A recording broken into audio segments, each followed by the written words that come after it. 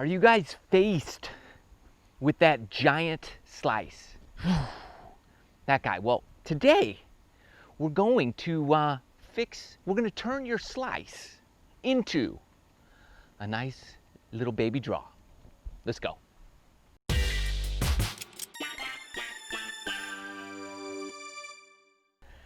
Thanks for tuning in, by the way. Hope you're having a wonderful day, whatever time you're watching this video. Make sure you hit the like button and subscribe to the channel and hit the bell so you don't miss any videos that I put out there for you. All right, so we got the TrackMan set up, and I'm going to give you numbers here that you can look at, so we can kind of tackle this problem together. And I'm going to give you a great drill to work on, so you can actually achieve the results that you are looking for. So, you know, a lot of people wonder, okay, what's the problem? Why do I slice the ball so much, and how come I can't fix it? Well, a lot of it has to do with, well, a lot of things, but the main thing that we're going to focus today is how you are attacking that golf ball. Okay, a lot of people are wondering, okay, what causes the ball to do it? Is it swing path or club face, right? Well, it's actually a combination of both. They both determine where that ball starts and where it finishes. So like, if you swing over the top and you have a shut face, it's going to go left and left. But you can swing over the top with the square face, and it starts left and cuts back to the right. And the more your face is open, the more it will go to the right.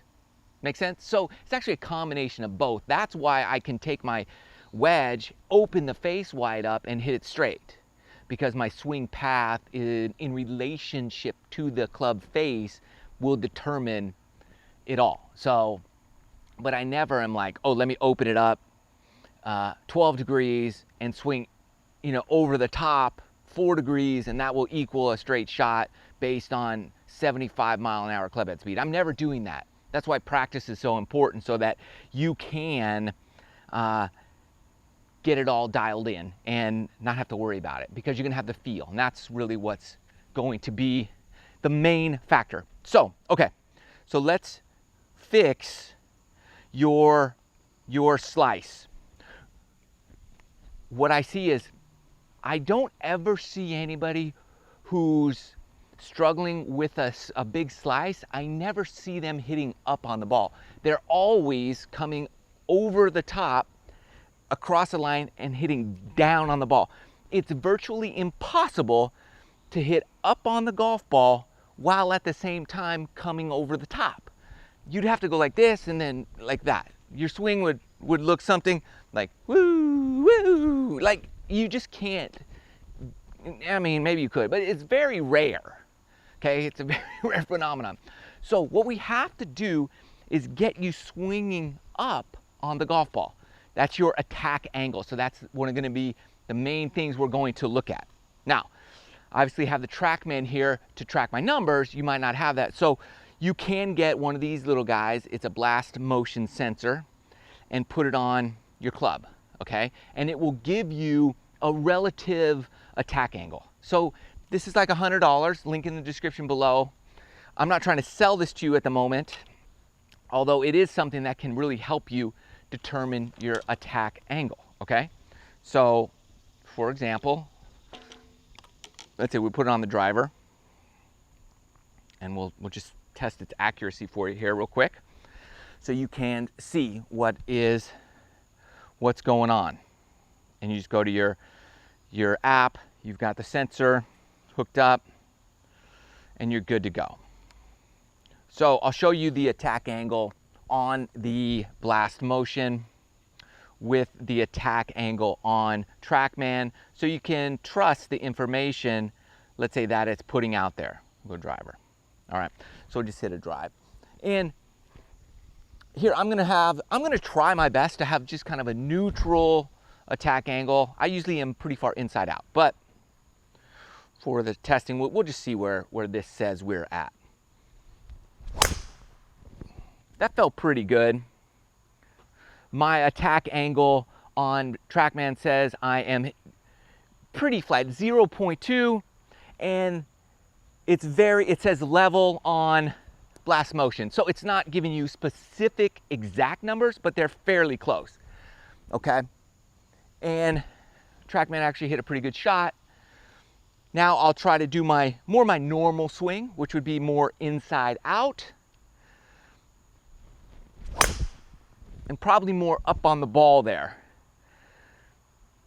Good. So my attack angle on TrackMan says 7.4 up. And yeah, on Blast Motion, it says up pretty severely. And it says not good. So it's way too much up, which is not what you want, right? And if you are somebody who slices the ball, chances are you're coming over the top and doing something like this, and coming more down on that golf ball. TrackMan didn't pick that one up, but you could see the shot this low, pretty straight, and Blast Motion says I'm on the too far down mode, so I came over the top quite a bit. And again, Blast Motion says it's no good, okay? We'll do one more like that. That might be a little more neutral. TrackMan has it 1.2 degrees down, and Blast Motion is very accurate, saying I am almost where I want to be. I'm still a little too much down on that golf ball, okay? So just so you can understand and have something, let's say, in your arsenal that can help you achieve what we're trying to achieve, Blast Motion is pretty much right on the money, and that's going to be good for you. Okay, I'm going to take this off because I'm just going to give you TrackMan numbers, but I just wanted to show you that this will help you in this scenario achieve what you are looking for. So as you can see, when you come over the top and hit down on the golf ball, you are slicing the ball. So we want to fix that, because in order for you to hit a baby draw, you have to come up slightly, just slightly on the golf ball. So that's what we're going to work on. So get your 7-iron, okay? Now, this is gonna be great because your 7-iron is really gonna help you in this little drill that we're gonna do. Because we wanna get you from going down on the ball to slightly up on the ball. Now, you don't want to do that with a 7-iron, right? I know that's what you're thinking. Typically, no. So, what's my typical attack angle on a 7-iron? Let's check it out. That was pretty good. -7 down. You can see that right there, okay? That's pretty good. A little bit down on the 7-iron, which is typically what you want. So what we're gonna do is we're gonna train with the 7-iron in order to get hitting up on the golf ball. So now I'm 7 down. What we're gonna do in this drill is we're gonna slowly move that ball forward, forward, forward. Every shot you're going one ball length forward, okay?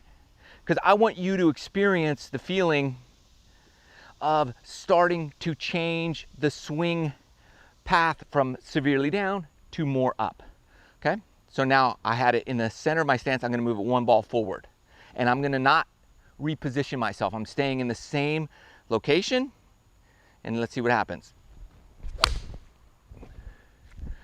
Now what is this? -2.2. So one ball length moving forward, my attack angle went from 7 to 2, -2. So I'm slightly starting to come up just by moving my ball position. Okay, so now do it again. One ball, 2 ball positions forward. Now it's more where my driver would be, but I'm hitting a 7-iron. So let's see what we got. And I'm hitting it more thin now. My attack angle is 1 up. This is exactly what we want to achieve. So I'm going to put that ball even more forward than that now. Now I'm no longer hitting down on the 7-iron. I've all of a sudden started to hit up on it.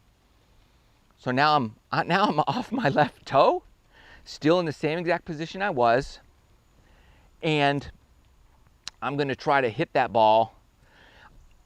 And I'm not necessarily trying to hit down on it. I just want my swing to do what it does. Great. And I really hit that thin. Okay? And what is that? TrackMan didn't even register it. We'll do it again. It was such a bad shot that it just didn't like that. So put it there. Try to do it again. See what we got. 0.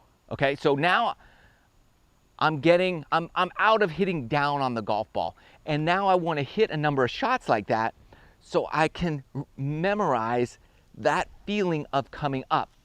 Okay, that's step 1 of your drill.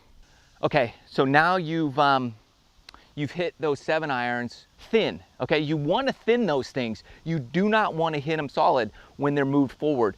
You want to have that feeling of I hit it thin every single time, because that's going to be what's going to translate to your drives. Now I want to feel like I'm hitting a thin 7-iron. Make sense? Right? Because a thin 7-iron is you coming up over top of that ball. So here's what you're going to do. Now that you have your driver in your hands, what you're going to do is you're going to set up normal, okay? And then you're going to move that ball forward a little bit. So I just want you to back your feet up a half a foot width. So where your back foot is, just move it half that distance back, okay? And you're going to do this little drill, okay? You're going to set up. You're going to be about this far. Your club head's going to be about that far behind the ball. And you're going to take a swing, right? And I want you to come down, and you're going to miss the ball, right? I want you to miss it. Okay, so you're going to take it back. Oh, I hit it, so I didn't do it. Okay, the goal is to get your body to miss that ball. There you go. Because now you're practicing that same feeling you had with the 7-iron of hitting it thin. So you're going to take your swing. Now, if you come over the top, you're going to hit that ball because you're coming down.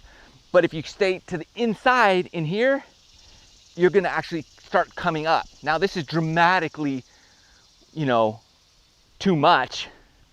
But for you, you have to feel that if you're one of those people who have that big slice that starts left and bananas off to the right. So you can take this. Oh, and I'm really feeling like I'm doing this. That's what you want to feel, okay? Great. So 500 of those, okay? Then you could set up normal, and I want you to feel like you're trying to miss the ball. Okay, you got to feel like you're missing the ball by coming up over it. That's the feeling I want you to have. Like that. Now that's going to be a pretty dramatic inside out. 6.4. Okay? And that one still faded a little because my club face was open, but I was inside out. And that's going to be the key to hitting those nice little baby draws. Is that inside out swing. There you go. So that's 8 degrees up. That's way too much, but you've got to start feeling that.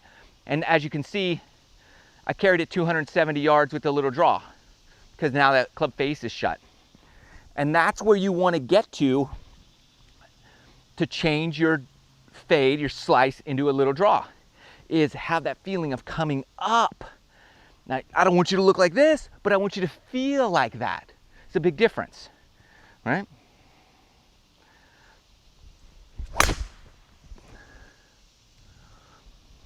Okay, there you go. Now it's, for me, 2 degrees is great. A little inside out. That's a very straight ball, a little baby draw on that, right? So it's all about club path and face that's going to start getting everything where you want it to, but that attack angle has to be where you're hitting up slightly on that golf ball. Otherwise, you're gonna hit down and across it. So what I want you to do is know what that is. Blast motion is something that's really could help you determining like basically where it is. It's like $100. And that will help you say, okay, I keep hitting down on my driver. And you gotta do that up drill, hit thin shots. Practice hitting your 7-iron thin. Practice hitting your driver thin. Practice trying to swing and miss your ball with the driver in the normal setup. Because these types of things will help start changing your body and how you get that club coming into the golf ball. So you can do it without this, you can do it with this, but you have to get that attack angle to start coming up instead of down. Otherwise, you're never gonna turn your slice into a little draw. So I hope this video helps. I'm trying to give you numbers now to help make sense so that you can actually see, oh, when I change these things, these results happen. Love you guys. Good luck. Work hard. You got to practice too. That's the key. Can't just think it. You got to go do it. See you in the next video.